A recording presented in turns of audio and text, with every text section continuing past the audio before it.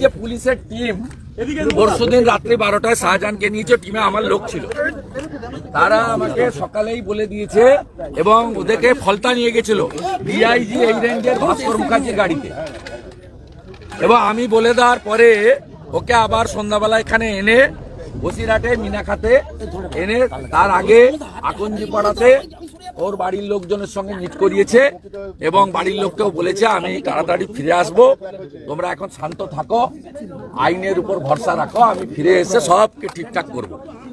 একেবারে আঁখো দেখা হাল যেমন বলে না, আমি কমেন্টারি করে দিতে পারি, গতকাল যা বলেছি ও মিলে গেছে এবং আগামী দিনেও বলে দেবো, কারণ মমতা ব্যানার্জির সঙ্গে কেউ নেই, প্রতি মুহূর্তের খবর তারা দিচ্ছে। যেমন মমতা ব্যানার্জি আজকে ওখানে সম্মানীয় একজন পুলিশ অফিসার ছিলেন সেদিন, তার সঙ্গে আরো দুজন নতুন পুলিশ অফিসারকে সেখানে দাঁড় করিয়েছে। মমতা ব্যানার্জি শুনে রাখুন, আজকে রামপুরের বাগদি পাড়াতে আমাকে যখন আপনার পুলিশ আটকাবে তখন আমি কথা বলবো না, আমার সাথী শঙ্কর ঘোষ কথা বলবেন।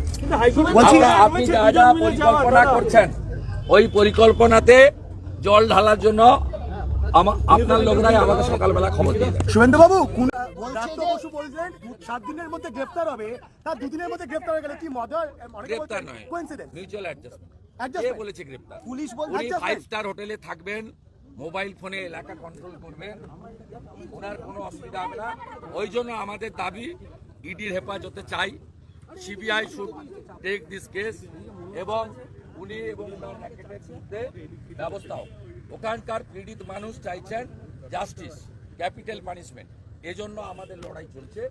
কেউ বলছে এসএসকেএম আশ্রয় নেবেন না তো, পুলিশ এসএসকেএম কি আবার আশ্রয় নেবেন না তো, অনেকে এটা গ্রেফতার হয়নি, মিউচুয়াল অ্যাডজাস্টমেন্ট। শুভেন্দু দা পুলিশ বলছে অনেকে আশঙ্কা করছেন এসএসকেএম আজকে সুপ্রিম কোর্টে এডিজি বলছেন ইডি কি করে গ্রেফতার করবে?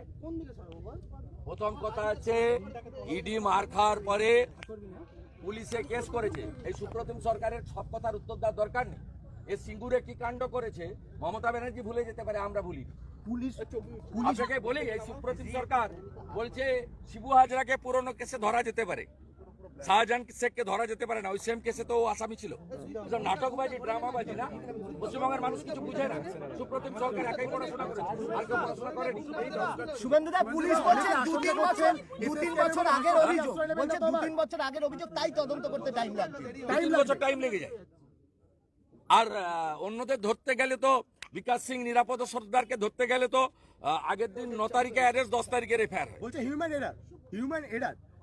এরার বলছে। এবিপি আনন্দের প্রকাশ সিং এর বাড়িতে সকাল থেকে কি করছে পুলিশের? এগুলো কাজ, তদন্তের আগে বাড়ি পৌঁছে গেছে। সান্টু পানকে 41 নোটিশ দিয়েছিল, সুমনদের বিরুদ্ধে ইলিগাল নোটিশ দিয়েছে। এই পুলিশের হয়ে আপনারা বলছেন আর আমাকে উত্তর দিতে হবে, এই সুপ্রিম সরকার সিঙ্গুরে কি করেছিল ওখানকার লোকেদের সঙ্গে 2006 সালের সেপ্টেম্বর মাসে? মমতা ব্যানার্জি ভুলে যেতে পারে, বাংলার মানুষ ভুলে যায়নি, আমি ভুলে যাইনি। কাল প্রধানমন্ত্রী আসছেন, না আমার ইন্ডিভিজুয়াল সবার লড়াই। কাল প্রধানমন্ত্রী আসছেন, সবচেয়ে বড় কথা হচ্ছে ওখানকার মা বোনেদের লড়াই। এবং আমি তো আগেও বলি, এখনো বলি, all credit goes to ED. ED যদি না আসতো আর মূর্খ শাহজাহান যদি মারপিট না করতো, তাহলে আজকে এই দৃশ্য তৈরি হতো। বিচার বহুত বাকি হয়, অনেক জিনিস দেখতে। কাল প্রধানমন্ত্রী আসছেন বলেই কি আজকের দিনটা বেছে নেওয়া হলো? কাল প্রধানমন্ত্রী আসছেন। না আমি মনে করি না এটা, কিন্তু ওরা বাধ্য হয়েছে জনমতের চাপে। প্রধানমন্ত্রীর আসা তো নিশ্চিতভাবে একটা বড় বিষয়, যে মাননীয় প্রধানমন্ত্রী তিনি পশ্চিমবঙ্গে লোকসভা ভোটের প্রাক্কালে এখানে তার বিকাশের পক্ষে এবং তৃতীয়বার এনডিএ সরকার তৈরি করার জন্য তিনি এখানে আসছেন, এটা একটা বড় ইস্যু। কিন্তু সামগ্রিকভাবে ভারতীয় জনতা পার্টির লড়াই এবং বাংলার মানুষের জনমত আর আপনাদের মিডিয়ার লোকেরা না খেয়ে না দিয়ে গত 1.5 মাস 2 মাস ধরে যেভাবে নিজের জীবন মৃত্যুকে পায়ের ভিত্ত করে সন্ধ্যাবেলা লঞ্চে চেপে লঞ্চ না পেয়েছেন, রাস্তায় রয়ে গেছেন, মহিলা রিপোর্টাররা তাদের ন্যূনতম পরিষেবা পাননি, ওখানে কিছু নেই মানে বিশ্রামের জায়গা, তারপরেও যেভাবে সবাই মিলে লড়াই করছেন, এই লড়াই শেষ হয়ে যায়নি যতক্ষণ না ক্যাপিটাল পানিশমেন্ট পাচ্ছে, যতক্ষণ না central investigating agency court monitoring কেসগুলো নিচ্ছে, এই লড়াই শেষ হতে পারে না। আর একা শাহজাহান নয়, গোটা র্যাকেটটাকে সিরাজউদ্দিন, জিয়ারুল মোল্লা সব পুরো র্যাকেটকে গ্রেপ্তার না করা পর্যন্ত এই লড়াই চালানো। দ্বিতীয়বার আপনি সন্দেশখালীতে পা রাখছেন। দ্বিতীয়বার